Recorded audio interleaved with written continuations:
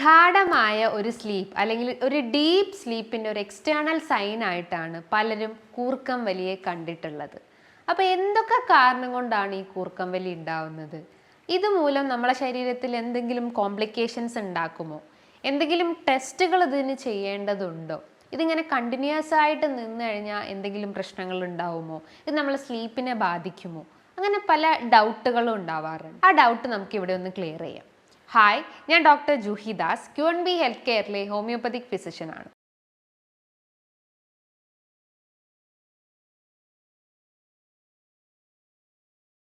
കൂർക്കം വലി അഥവാ സ്നോറിങ് എന്ന് പറയുന്നത് ഇന്ന് എല്ലാവരിലും തന്നെ കോമൺ ആയിട്ടുള്ള ഒന്നാണ്. അതായത് പുരുഷന്മാരിലാണ് ഏറ്റവും കൂടുതൽ വർദ്ധിച്ചു വരുന്നത്.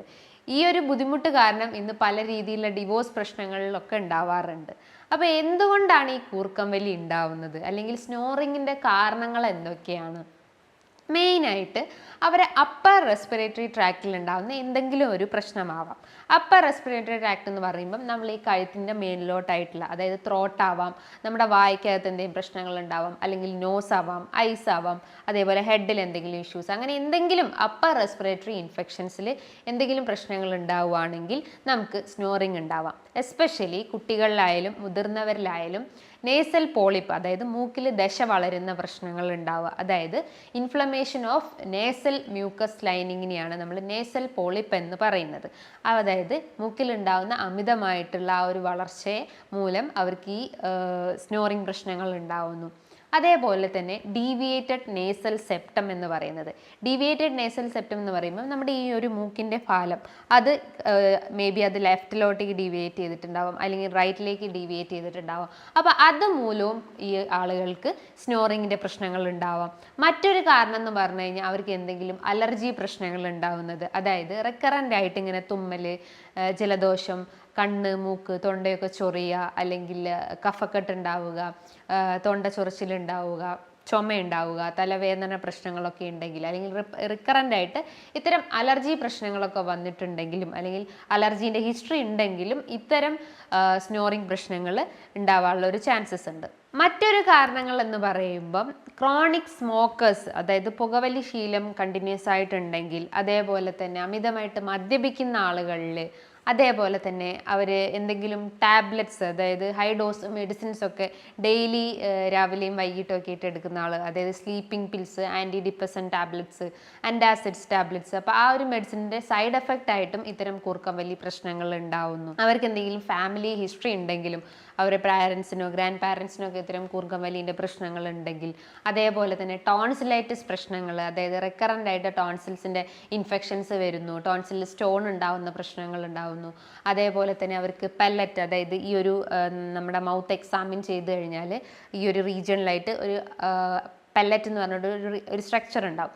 അത് ഭയങ്കര ലാർജായിട്ട് അല്ലെങ്കിൽ വലുതായിട്ടുള്ള ആളുകൾക്ക്, അതേപോലെ തന്നെ റെക്കറൻ്റ് ആയിട്ട് ഇങ്ങനെ അലർജി പ്രശ്നങ്ങൾ, അല്ലെങ്കിൽ റെക്കറൻ്റ് ആയിട്ട് ഇൻഫെക്ഷൻസ് ഒക്കെ വരുന്ന ആളുകളിലും ഇത്തരം കൂർക്കം വലി പ്രശ്നങ്ങൾ വളരെ കോമൺലി കണ്ടുവന്നിട്ടുണ്ട്. നമ്മളൊരു സ്ലീപ്പ് പീരീഡിലായിരിക്കുമ്പോൾ, അല്ലെങ്കിൽ നമ്മൾ ഉറങ്ങി കിടക്കുമ്പോൾ നമ്മുടെ ശരീരത്തിലുള്ള എല്ലാ മസിൽസും ഭയങ്കര റിലാക്സ്ഡ് ആയിരിക്കും, അതായത് അതിൻ്റെ ആക്ടിവിറ്റി വളരെ റെഡ്യൂസ്ഡ് ആണ്.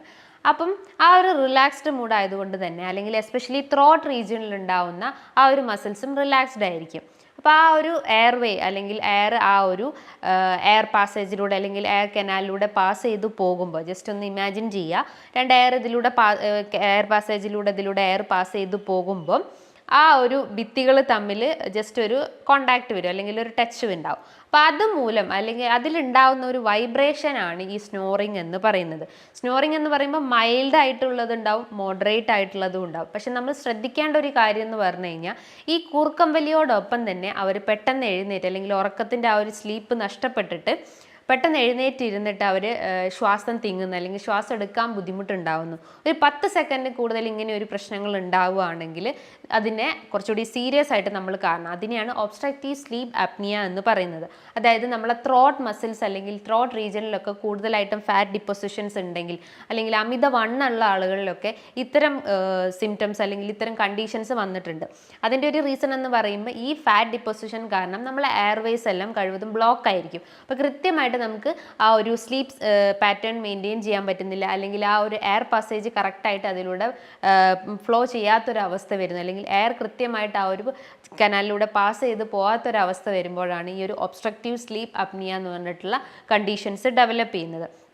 കോമൺലി ഇത് കണ്ടുവന്നിട്ടുള്ളത് പുരുഷന്മാരിലാണ്. അതിൻ്റെ റീസൺസ് എന്ന് പറയുമ്പോൾ മേ ബി അവർ ക്രോണിക് സ്മോക്കേഴ്സ് ആയിരിക്കാം, അല്ലെങ്കിൽ ക്രോണിക് ആൽക്കഹോൾ യൂസ് ചെയ്യുന്ന ആളുകളായിരിക്കാം, അല്ലെങ്കിൽ മറ്റെന്തെങ്കിലും അഡിക്ഷൻസ് ഉള്ള ആളുകളായതുകൊണ്ട് തന്നെ അത് പുരുഷന്മാരിലാണ് ഏറ്റവും കൂടുതൽ കണ്ടുവന്നിട്ടുള്ളത്. ഇതുമൂലം പല ഫാമിലി ഇഷ്യൂസും അങ്ങനെ ഡിവോഴ്സിൻ്റെ പ്രശ്നങ്ങളൊക്കെ വളരെ കോമൺ ആയിട്ട് കണ്ടുവന്നിട്ടുള്ള ഒരു ഒന്നാണ്. അപ്പം നമ്മൾ എന്ത് ബുദ്ധിമുട്ടായാലും അല്ലെങ്കിൽ ഇത്തരം സ്നോറിങ്ങിൻ്റെ പ്രശ്നം ഉണ്ടെങ്കിൽ നിങ്ങൾ അതൊരു നിസാരമായി കാണരുത്. അതുമൂലം നമുക്ക് പല കോംപ്ലിക്കേഷൻസിലേക്കും ലീഡ് ചെയ്യാനുള്ളൊരു ചാൻസസ് ഉണ്ട്. അപ്പം സ്നോറിങ്ങിന് ജസ്റ്റ് ഒരു കൂർക്കം വലി എന്നുള്ള ആ ഒരു ഇത് മാത്രമല്ല, അതിൻ്റെ ലക്ഷണങ്ങൾ പല രീതിയിലാണ് ഓരോ ആളുകളിലും കാണപ്പെടുന്നത്. ചില ആളുകൾക്ക് മൗത്ത് ബ്രീത്തിങ് ഉണ്ടാവാം, അതായത് വായിൽ കൂടെ ബ്രീത്ത് ചെയ്യുന്ന പ്രശ്നങ്ങൾ ഉണ്ടാവുന്നു. ഉറക്കം ഡിസ്റ്റർബ് ആയിട്ടുണ്ടെങ്കിൽ അവർക്ക് തലവേദന പ്രശ്നങ്ങൾ ഉണ്ടാവുന്നു. രാവിലെ എഴുന്നേറ്റ് വരുമ്പം തന്നെ അവർക്കൊരു വീക്ക്നെസ് പ്രശ്നങ്ങൾ ഉണ്ടാവുന്നു. തലയ്ക്കൊരു ഭാരം ഫീൽ ചെയ്യുന്നു. വായൊക്കെ ഭയങ്കര ഡ്രൈ ആയിട്ടിരിക്കുന്നു. ഒരു മെറ്റാലിക് ടേസ്റ്റ് ഉണ്ടാവുന്നു.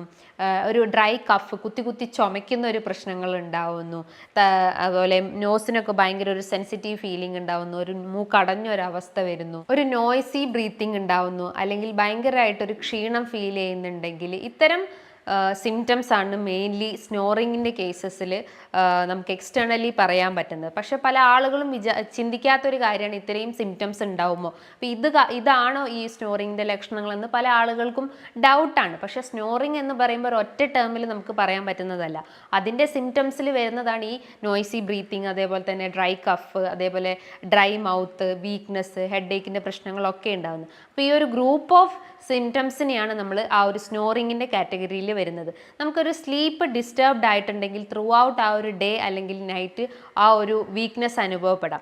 അപ്പം പല ടെസ്റ്റുകളും ഈ ഒരു സ്നോറിങ്ങിൻ്റെ കേസസിൽ അവൈലബിൾ ആണ്. നമുക്ക് മെയിൻലി ഒരു CT സ്കാൻ എടുക്കാം, അല്ലെങ്കിൽ ഒരു MRI സ്കാൻ എടുക്കാം. അതായത് നമ്മളെ ഹെഡിൻ്റെ 2 സ്കാനിങ് എടുത്തു കഴിഞ്ഞാൽ നമുക്ക് എന്തെങ്കിലും എക്സ്ട്രാ ഗ്രോത്ത് ആണോ, അല്ലെങ്കിൽ ഡീവിയേഷൻസ് ഉണ്ടോ, അല്ലെങ്കിൽ എന്തെങ്കിലും ഇൻഫെക്ഷൻസ് ഉണ്ടോ എന്ന് അറിയാൻ പറ്റും.